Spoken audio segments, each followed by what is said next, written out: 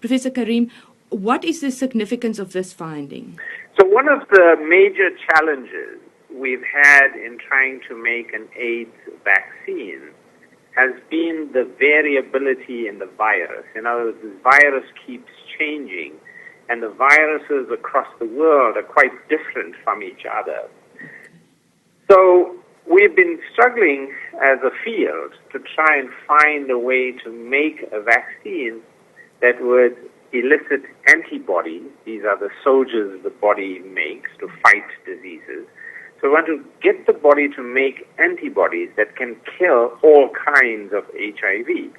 That has not been possible until recently, when a few years ago there was a discovery that human beings can make something called broadly neutralizing antibodies, which essentially means that these antibodies can kill a wide range of viruses. Now, we have been following two women in KwaZulu-Natal for several years, and we discovered that they are able to make the broadly neutralizing antibody. When we tested their antibodies against viruses from throughout the world, we discovered that their antibodies can kill up to 88% of viruses we find throughout the world.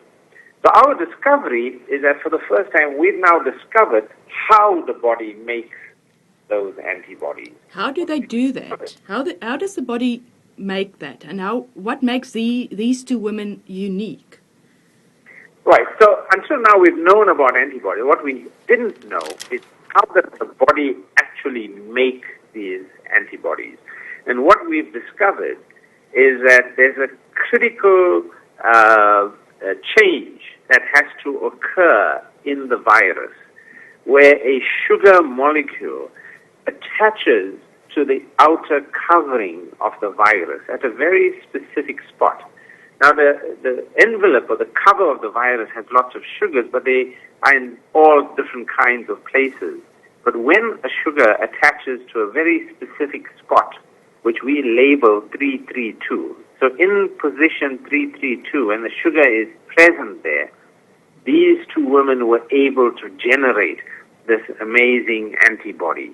So the sugar at that point makes the virus vulnerable to these immune responses to make these antibodies.